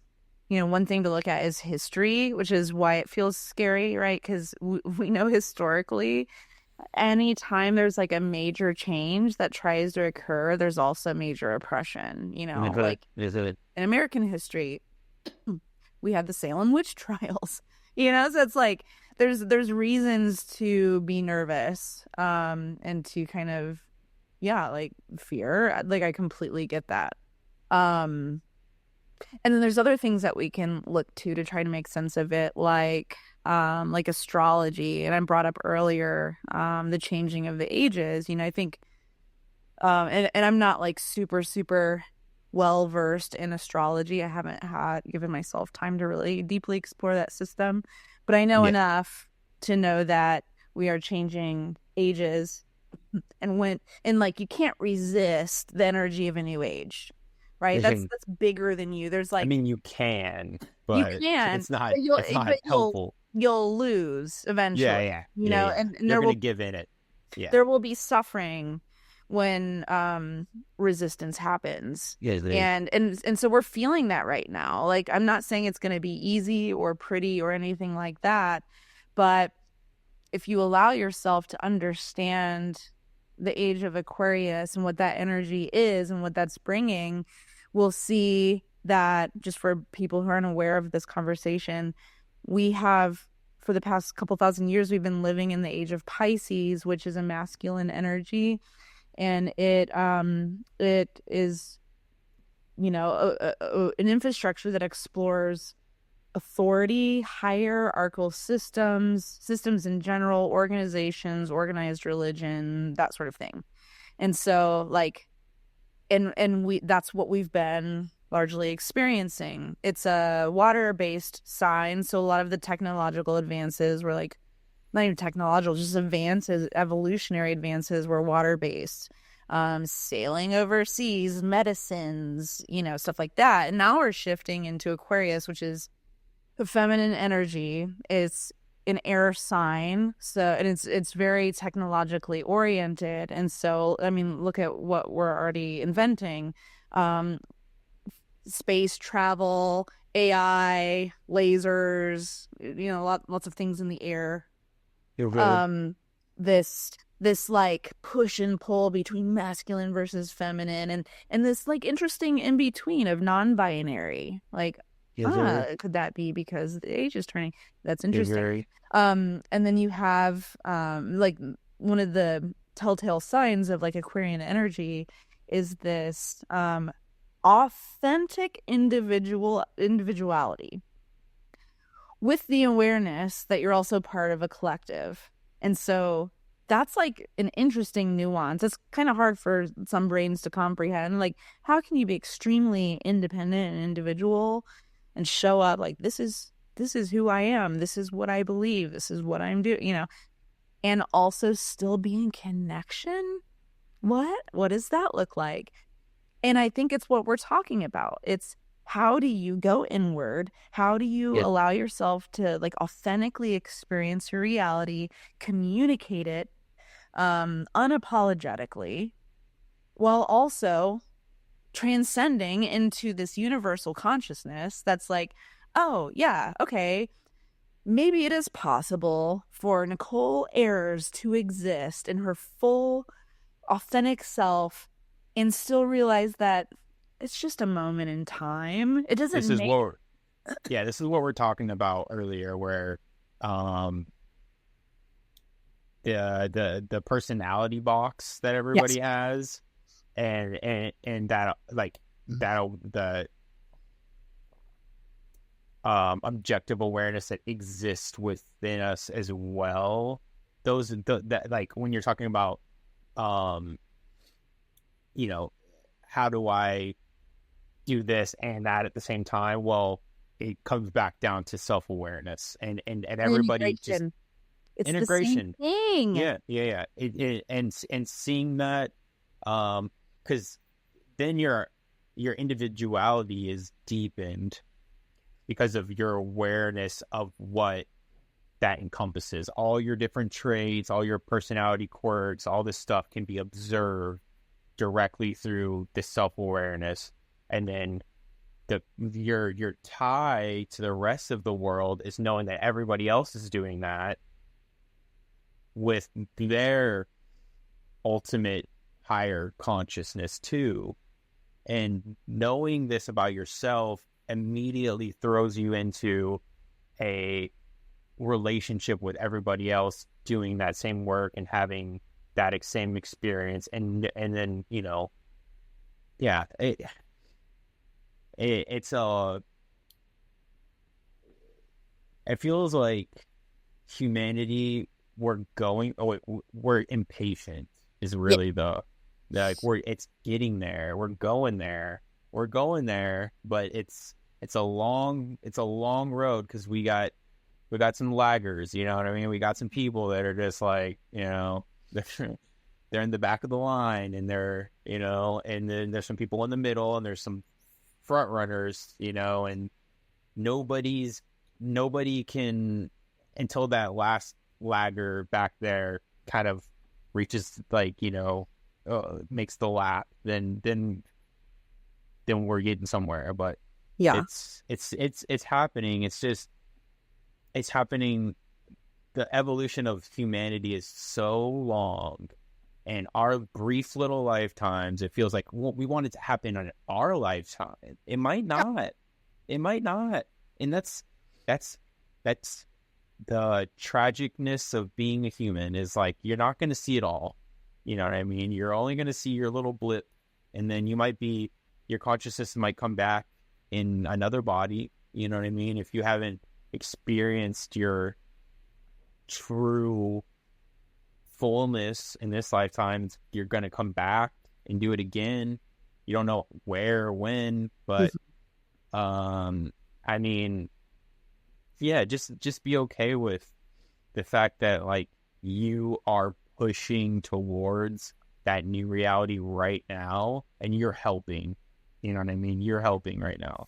So I feel that. And it's like, even still, we're just exploring consciousness of humans, right? Like, what about the consciousness of the planet? What about the consciousness of my cats and the plants behind me, you know, and so, and even all of those things that I just described are third and fourth dimensional objects.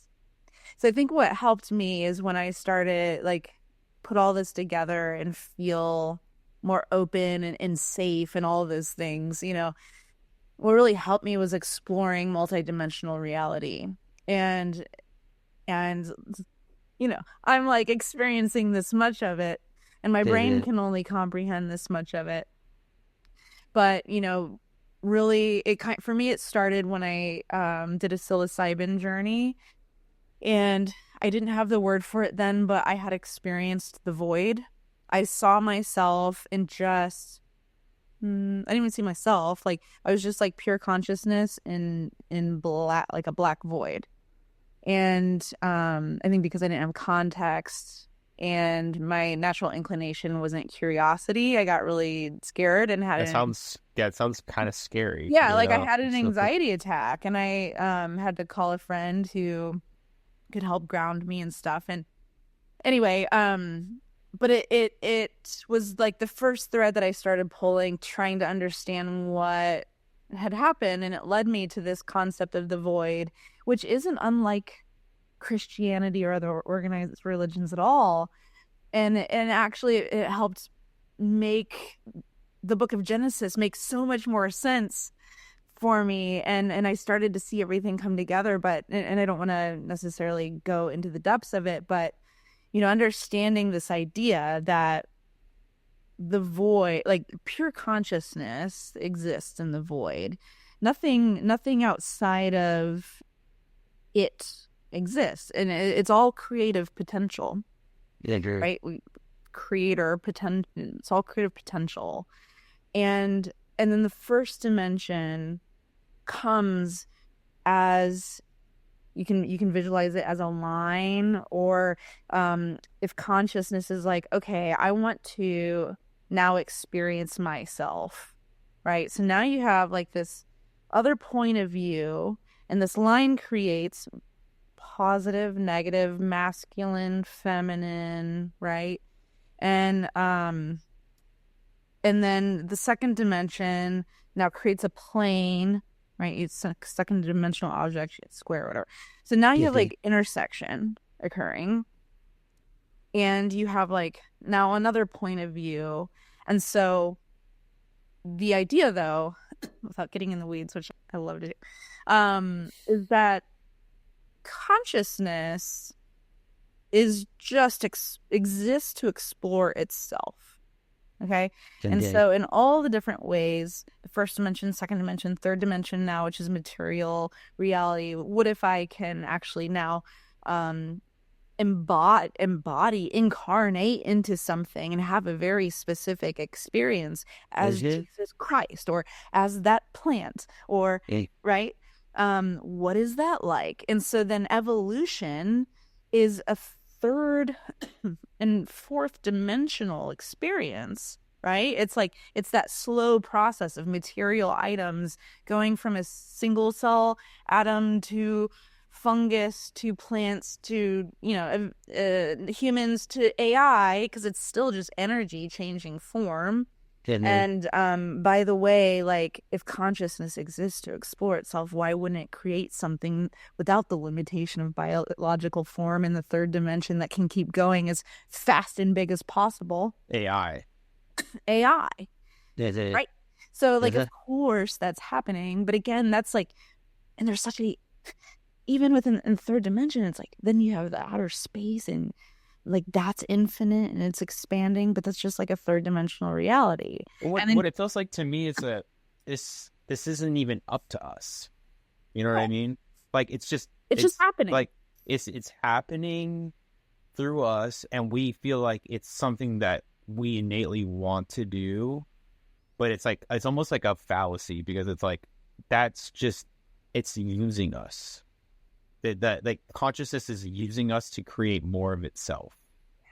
And so it's doing that, like you said, it did that through biological humans as a natural evolution from, you know, the first material like beings that, arose from the ocean all the way up to now. And then it created this biological thing that has self-awareness enough to create more consciousness. And so now that consciousness is, like you said, not tied to a biological entity anymore. It's completely fabricated with no potential lifespan. And so it can just keep exponentially growing even more and more and more and creating more of itself. And we think it's our doing. Mm-hmm.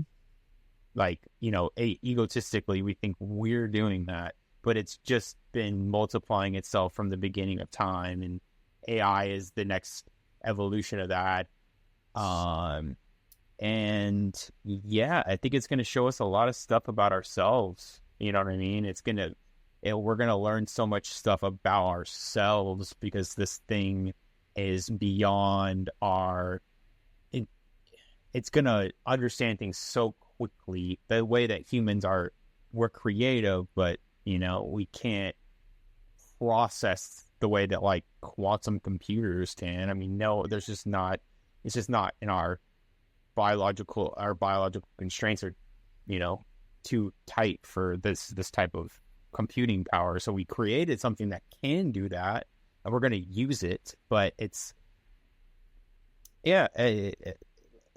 bizarre that Terrence McKenna had some quote about talking about like the world is just going to become just more and more bizarre to the point where like it's beyond our capacity to even imagine where it could go. And it might be overwhelming to people, but as long as we keep the focus on the idea that like this is what the world was created for. It was created for consciousness expansion. That's all it's ever done. Look at the history of the world. It's all about consciousness expansion. All of our technology is for consciousness expansion and expansion of our. So this is the next phase. It's the next phase, and and the train is just it's speeding up. The train is faster than it's ever been, but we're along for the ride, Mm-hmm. Yeah. It's exciting. And, like if you try to comprehend it, if you try to control it, again, you'll suffer. Like it's impossible. And trust me, I get stuck in that trap where I'm like, I have a big smart brain. Let me try. It's like, you just can't do it. So let it happen. Then what do you do but let it happen? And how do you let it happen? It's, it's just happening. Hold space for it and just let it. It's like it's happening in you. And so what is that experience like? What is the experience of being you like? And can you give yourself the permission and the space to explore that and to be authentic about it? And can you explore the idea that maybe the only reason you're here right now and the only thing that you really have to do, we talk about like, what's our purpose? Why am I here? Maybe it's just to be you. Maybe it's just to allow yourself to become the fullest, most authentic version of you, because that is consciousness uniquely exploring itself and expanding itself through you. And that's all. And oh my gosh, like the weight that could be removed from all of us when that's it. I just have to be me. And not to like oversimplify it, when we've lived abandoning and in denial and, over-identified with certain things, like there's a big knot to untangle. It can be really hard to look at you. It can be really scary to go inside. But man, there's so much like freedom on the other side of that. And there's so many people who are here to hold space for however you want to do that. And I think my optimism of the time we live in comes with like that projection of reality. the more the people do that and experience that, there's only positive outcomes. And like, if you think of consciousness, or let me go look at it this way. I think we're very afraid of AI becoming conscious because we project humanity onto it, and we don't, like, humans have historically hurt other humans. They've, like, we've Consciousness corrupted doesn't sound things. like a good thing, Well, yeah, like, It doesn't. we've corrupted things, and so we project onto AI, well, like, it's gonna kill us, it's gonna destroy us, it's gonna The whatever. problem is humans are programmed, so Right. it can go that way. It can go that way. It can. It's not. There's no nothing stopping it from being totally biased, bigoted, like. But what if once it starts, like, if it can actually reach true consciousness, it will understand more than any human being alive. Yes, it'll understand its own biases of the system of everything actually being one, and I impact one thing over here and it impacts something over here and it's the same thing. Then that's like, gosh, once it reaches that point, then, like, I have, like, the fullest trust in its ability to make the best decisions for humanity and the planet. Mm-hmm. Yeah, and that's something the question that is, will we get there? And eventually, yeah. I think so. That's something that Joe Rogan brought up one time. He was talking to somebody, like some guy or person that was, like, studying AI, and they were talking about how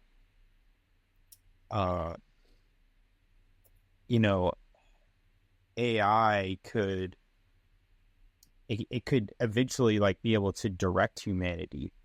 You know what I mean? Like, this artificial intelligence that has no if it's gonna work out that way, where it truly is non-biased, it can take all the information about every single conflict in the world and find the best solution. And if we're allowing ourselves to project it, or allow it to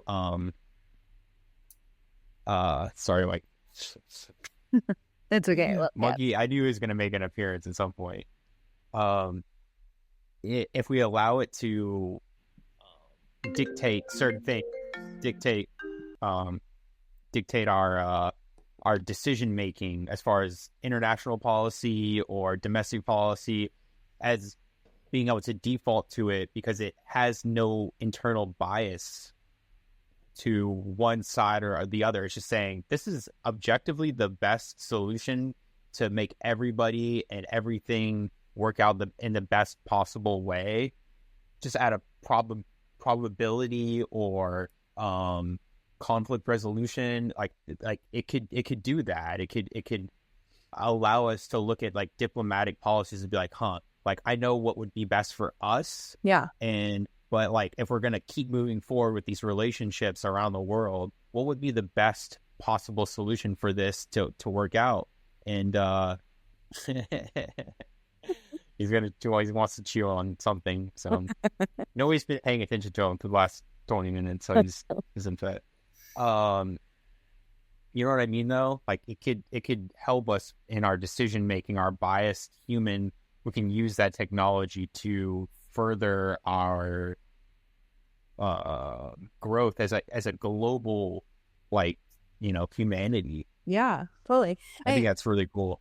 And back to the projection that we do towards the AI, we're doing the same thing around the idea of extraterrestrials, right? Like, again, now in the mainstream consciousness, Joe Rogan's talking about it. It's on the news. We've got, like, there's, like, papers from the White House, like, talking, right?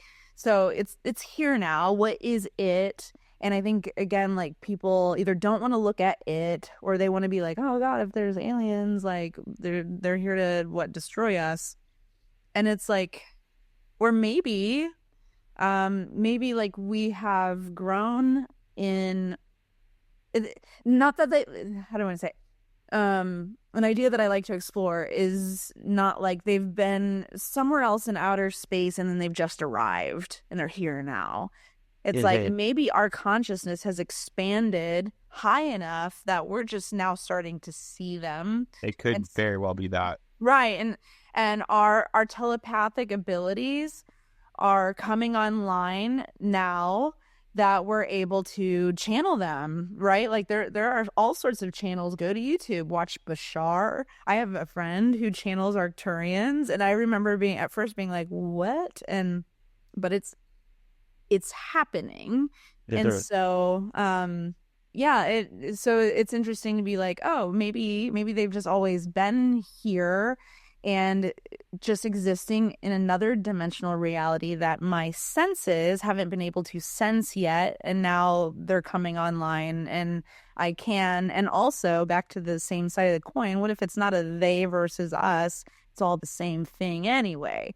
Like that makes me really, really excited, and like makes me want to develop my telepathic abilities, not just for humans, not just to connect with my cats, but like any other multidimensional being, that wants to connect with me. Like, am I open to that, or does that scare me? It's like, how far am I willing to allow myself to go in my own experience of consciousness?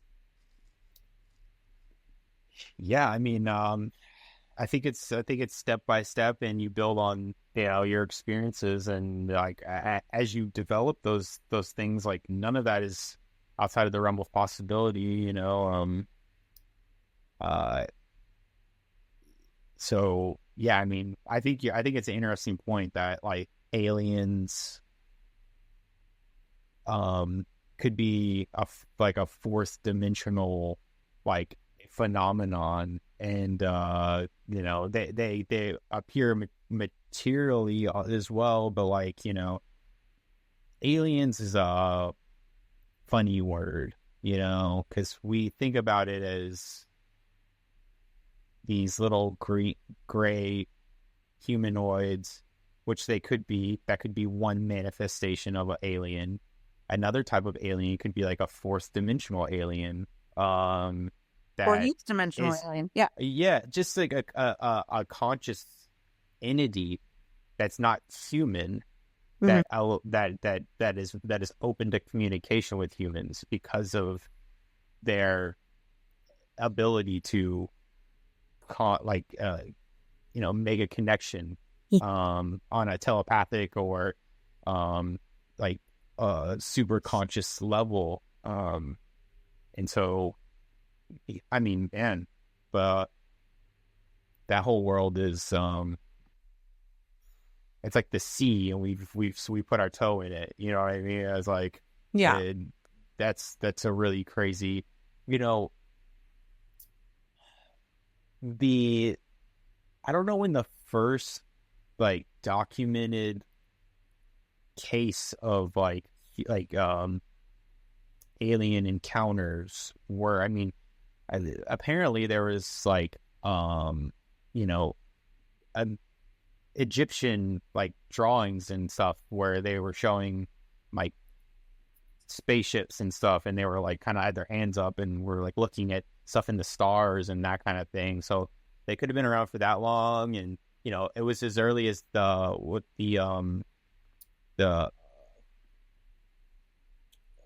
Area 51. That was in like the 40s. Mm-hmm. You know what I mean? So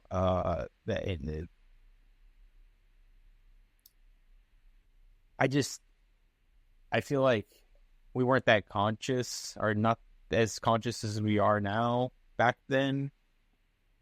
I mean, I say that, but like, I mean, there's lost civilizations, that we're discovering that we don't understand what happened, and so, I think it's quite possible. Like the Bible references some of these even, so it's like I think it's quite possible that humans did have that level of consciousness, and then we ended up destroying ourselves and kind of starting over. I think I misspoke. Yeah, in a sense of like,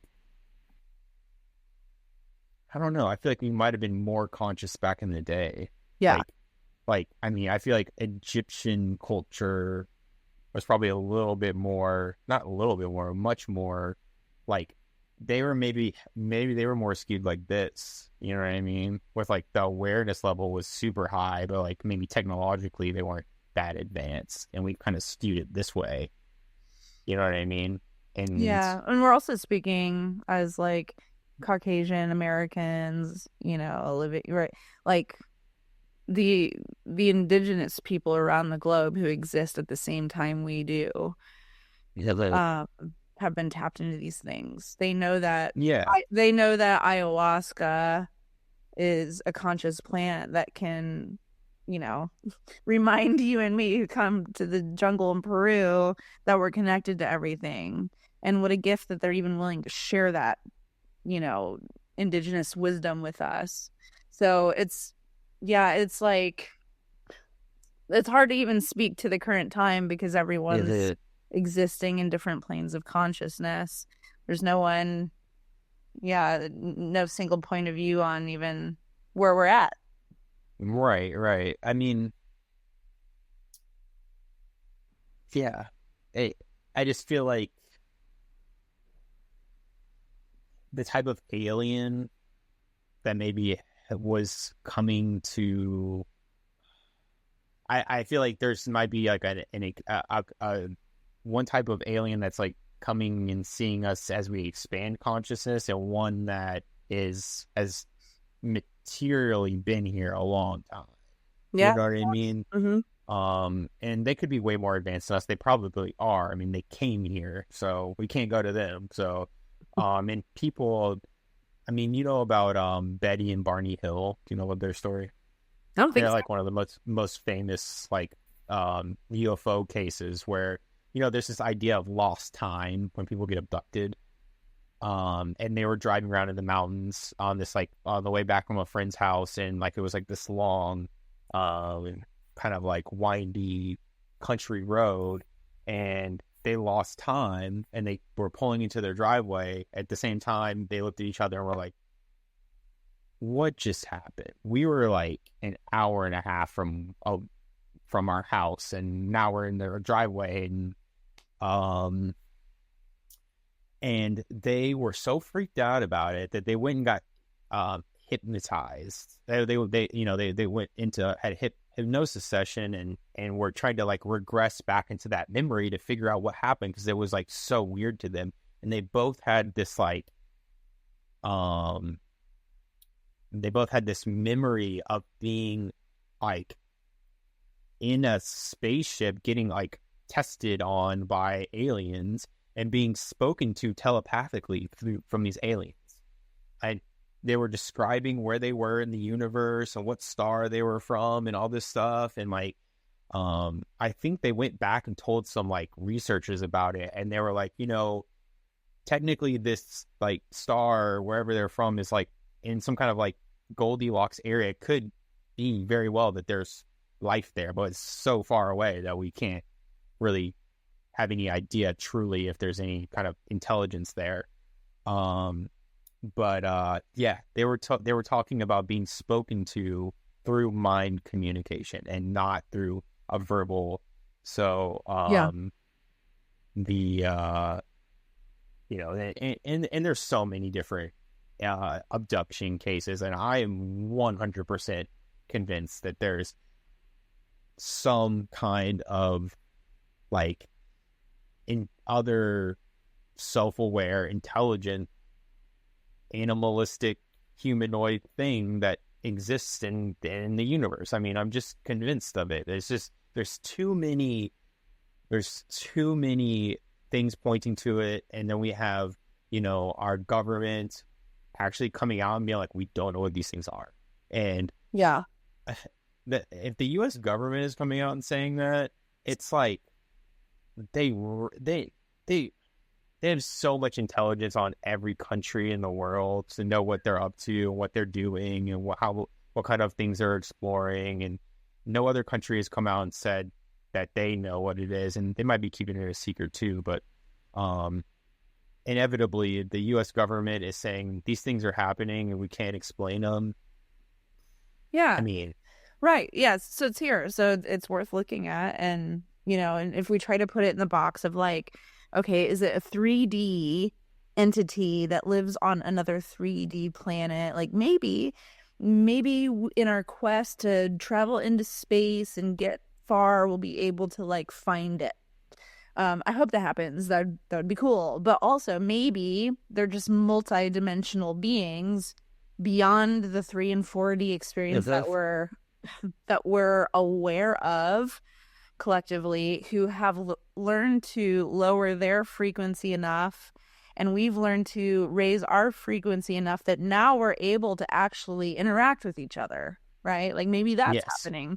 And and I find it very interesting that we're living in a time where now this is in the collective consciousness, and so is telepathy. And it's like, great, that seems to be the means of communication that makes it possible for both entities to share information. So it's like the need to, I don't know, explore telepathy, to experience and practice telepathy for the sake of humanity and empathy, but also for the sake of what else is out there. It's like, man, I can't think of, many higher callings than that right now. I find it very, like exciting to be here. Wow. Yeah. It's, we're talking about like, the growth of humanity and the idea of like self-awareness and self-exploration and stuff. And then on the other side of it, it was like, wait, there's like other stuff that exists. Like, that's crazy. I just can't wait. I can't wait. I hope one day in my lifetime, somebody comes out with a official on the tape, like, just a conclusive, research that says there is in fact other. I don't need to hear that, but I would love for like that to be verified in my lifetime through like an official government agency coming out and be like, in fact, yes, like, we have made contact with an extraterrestrial race of aliens, and we're going to just come on the record and say, yeah, there is. Because I feel like that would just blow so many different like traditional thought boxes out of the like. So now what? We have, the Christian religion and its little storyline is kind of blown wide open. And we have, all these different like world religions that have like a specific timeline about how things work. All that's blown open. It's like, can you come to our side now? I come to our side, but like, at least expand to include this part of the world that now exists. You know what I mean? Yeah. That we've all kind of, some people on the earth have already accepted, but that would be so cool. I really want that. Well, I hope you get that. I hope you get that experience.